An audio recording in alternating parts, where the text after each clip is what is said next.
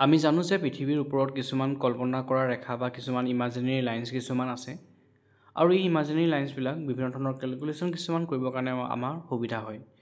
এই ৰেখাবিলাকৰ ভিতৰত 23.5 ডিগ্ৰী চাউথত যিপাত ৰেখা গৈছে সেইপাতক কোৱা হয় ট্ৰপিক অফ কেপ্ৰিকন, যিটোক আমি অসমীয়াত মকৰ ৰেখা বুলি কওঁ।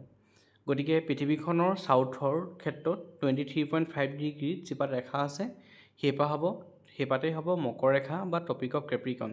যদি 23.5 ডিগ্ৰী নৰ্থ হয় তেতিয়া সেইপাত হ'ব ট্ৰপিক অফ কেঞ্চাৰ, কৰ্কট ৰেখা। এতিয়া আমাক প্ৰশ্ন পৰীক্ষাত সুধিব পাৰে যে ট্ৰপিক অফ কেপ্ৰিকন বা মকৰ ৰেখা পৃথিৱীৰ কোনকেইখন মহাদেশৰ মাজেৰে পাৰ হৈ গৈছে। ইয়াত তিনিখন মহাদেশৰ মাজেৰে পাৰ হৈ গৈছে। সেইকেইখন হৈছে চাউথ আমেৰিকা, আফ্ৰিকা আৰু অষ্ট্ৰেলিয়া। আৰু ৱাটাৰ বডিজৰ কথা যদি কওঁ তেনেহ'লে মহাসাগৰৰ ভিতৰত প্ৰশান্ত মহাসাগৰ, আটলাণ্টিক মহাসাগৰ আৰু ইণ্ডিয়ান মহাসাগৰ, ভাৰত মহাসাগৰ। গতিকে ইণ্ডিয়ান অ'চেন, এটলাণ্টিক অ'চেন আৰু পেচিফিক অ'চেনৰ মাজেৰে ওপৰেদি কয় সেইখন পাৰ হৈ গৈছে। আৰু কণ্টিনেণ্টৰ ক্ষেত্ৰত আফ্ৰিকা, চাউথ আমেৰিকা আৰু অষ্ট্ৰেলিয়া তেওঁলোকে ক্ৰছ কৰিছে।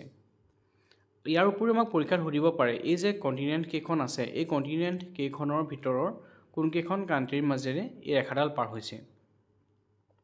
গতিকে চাওঁ আহক যে চাউথ আমেৰিকাৰ আৰ্জেণ্টিনা, ব্ৰাজিল, চিলি আৰু পাৰাগুৱে ওপৰেৰে পাৰ হৈ গৈছে। আফ্ৰিকাৰ নামিবিয়া, বটছৱানা, চাউথ আফ্ৰিকা, মোজাম্বিক আৰু মাডাগাস্কাৰ ওপৰে পাৰ হৈ গৈছে। অষ্ট্ৰেলিয়া। গতিকে আমি দেখিলোঁ তিনিখন কণ্টিনেণ্ট আছিল, চাউথ আমেৰিকা, আফ্ৰিকা আৰু অষ্ট্ৰেলিয়া। এই তিনিখন কণ্টিনেণ্টৰ চাউথ আমেৰিকাৰ 4খন, আফ্ৰিকাৰ 5খন আৰু অষ্ট্ৰেলিয়াৰ এখনৰ সৈতে মুঠতে 10খন কাণ্ট্ৰিৰ মাজেৰে পাৰ হৈ গৈছে। আৰু আমি এতিয়া মনত ৰাখিব লাগিব যে এই কাণ্ট্ৰিকেইখন কি কি। ঠিক আছে। আৰু এইটো মনত ৰাখিবৰ কাৰণে মই এটা নিমনিক এটা বনাইছিলোঁ, আপোনালোকে চাব পাৰে। যদি আপোনালোকৰ সুবিধা হয় এনেকৈ ধৰণেও মনত ৰাখিব পাৰে, নাইবা নিজেও আপোনালোকৰ সুবিধাৰ মতে বনাই ল'ব পাৰে।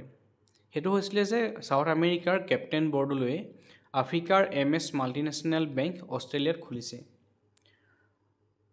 চাউথ আমেৰিকাৰ কেপ্টেইন বৰদলৈয়ে আফ্ৰিকাৰ MS মাল্টিনেশ্যনেল বেংক অষ্ট্ৰেলিয়াত খুলিছে।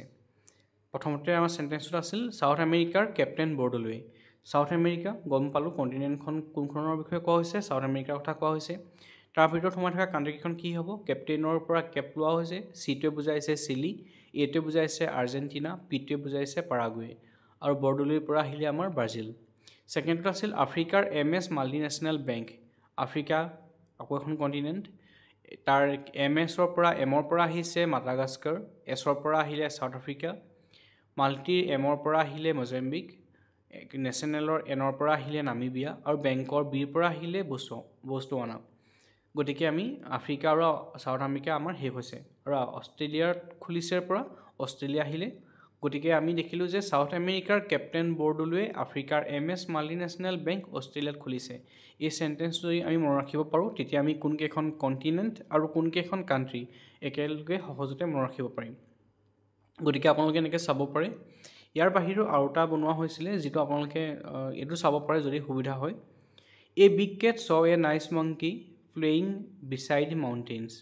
A big cat saw a nice monkey playing beside mountains.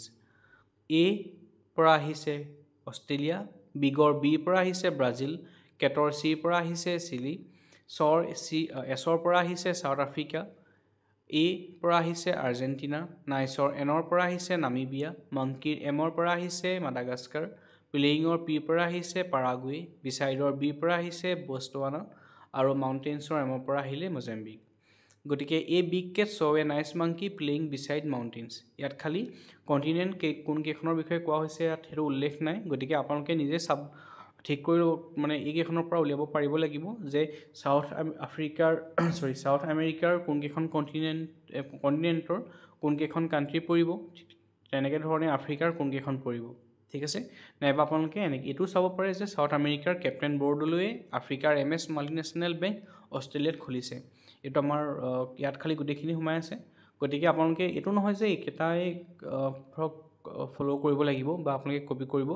যদি আপোনালোকৰ নিজৰ সুবিধাৰ মতে বেলেগ সহজে কিবা বনাব পাৰে আপোনালোকে বনাই ল'ব পাৰে।